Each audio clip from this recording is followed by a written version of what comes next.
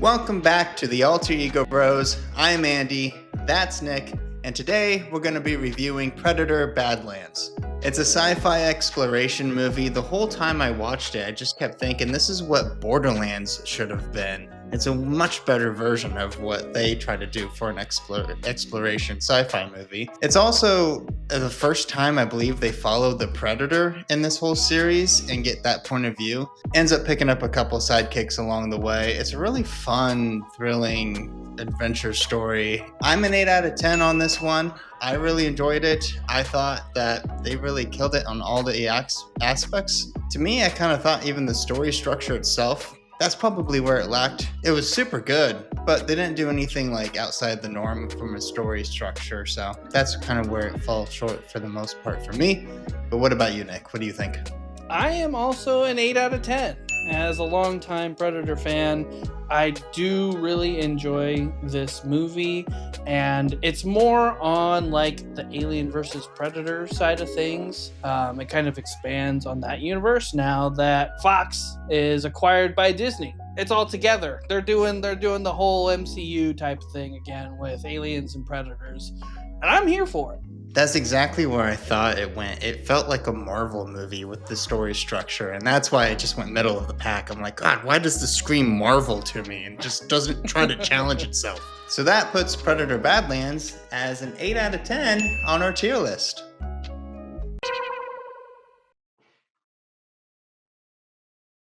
Are you annoyed yet?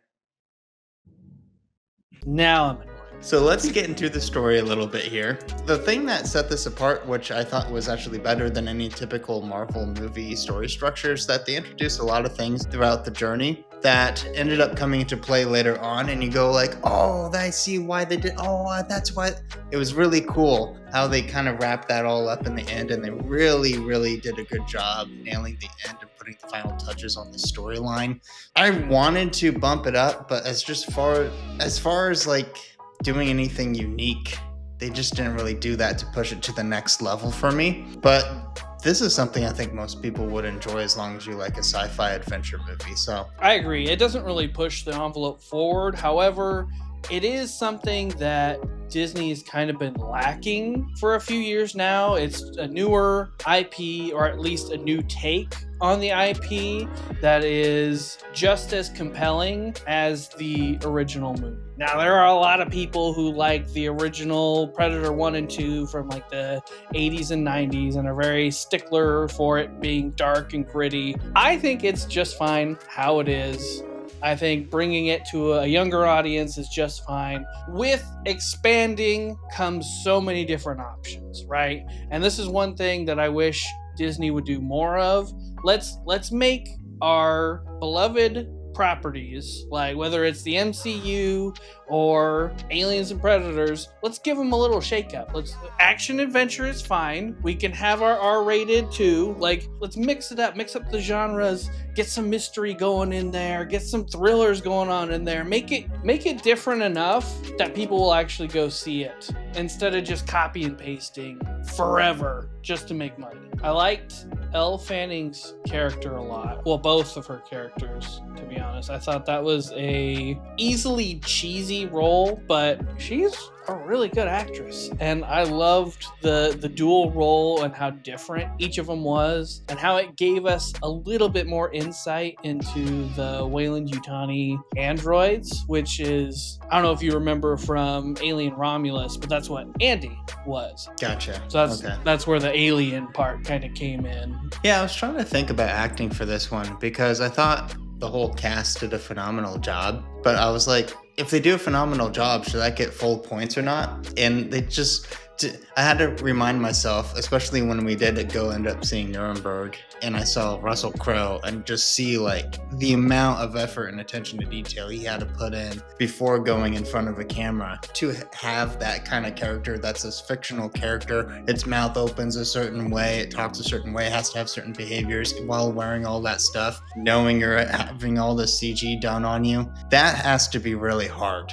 I can't imagine acting like that, and that's where I wanted to push it, but I just wasn't quite there overall. And I think where it took me out a little bit, there was enough like low-hanging fruit stuff that was clearly just to grab the attention for kids, that detracted from the great performances others had. Maybe that's where I kind of fell middle of the pack for this one. Yeah, I'm gonna go with that. There were a lot of practical effects in this movie, from sets to props to full makeup suits, and it was night and day different from, like you said, Borderlands. I wasn't even thinking about that this time, but you're right. Like a movie like that was just so much CG and so overdone in every aspect of it. It was nice to see some real sets. It was nice to see some real props and real makeup going on, that they were able to bring life to this planet that we hadn't even been introduced yet. And as always, it's really fun to watch the Predator characters take bits and pieces of the world around them and mold them into their own weapons. And you get to see that times 1,000 in this movie. It was satisfying. So let's just take a look at what the audience and the Metacritics have to say out there. We'll start with the audience score. So looking at IMDb, we got a 7.6, and on Rotten Tomatoes, a 95? Is the popcorn meter the audience, right? Yeah, 95%. Popcorn is audience, yep. Woo, that's up there. Okay, and then looking at Rotten Tomatoes Metacritics, they are 85%, and the Meta score is 71%. So everyone's kind of in the same ballpark as us. So I'm glad that I'm not way too far off again this week. So then maybe we should take a look at kind of a negative review. There's gotta be bots on IMDb. Okay, so let's take a look at like a negative audience score, since they generally rated it higher overall. So here's one from, I don't know who this is from, but disliked it very much, they said. Sorry to say, but this film is truly awful. It's cringe and cliche, the acting is wooden, the story has been done before, so nothing new there. I would definitely not recommend it. It's time I have wasted, I will never get back. I don't score 1 out of 10 often, but this was so bad, I had no choice. Sorry to have to say, thank you. Why the thank you? Okay. Well, I mean, I like that they had to say that they don't score it 1 out of 10 often, meaning that they really hated this for kind of the same reasons I always shit on Marvel movies. It's like they didn't really just push the envelope, and that's basically what this person's saying. But I don't rate that as a 1 out of 10. Usually that's just mid. Like it's a good movie, but nothing like great. So I think a lot of the more negative reviews for this movie are going to come from people who are big fans of Predator 1 and maybe Predator 2, but mostly the first one. This seems to be one of those times, much like Star Wars or Indiana Jones, where there's a group of people who were kids then when it first came out, and so they have their own idea of what Predator should be. And as time has gone on, that we've kind of had similar movies, we've had some movies kind of go out of the box, a little bit wacky, that this doesn't fit that mold for them, even though I don't think this movie is necessarily targeted towards them. We've said this in things like Jurassic World when we watched it this summer. There's definitely a newer audience that Disney likes to aim for in the PG-13 area, and it's going to be that younger generation with a mix of nostalgia for the older generation just to get them in the door. But a lot of people take that very personally, and then you get negative reviews like this. So when you read things like this, take it with a grain of salt. It's usually not completely reflective of the movie as a whole. Yeah, they just adapted to the times, and now it's more gravitated to what kids want these days. Yep. We're getting old, man. We're getting old. Cannon's on the classic games list now. We're getting old. Well, that's the end of this one. Thanks for liking and subscribing. We really appreciate you all. And remember, we're just two regular dudes doing regular reviews.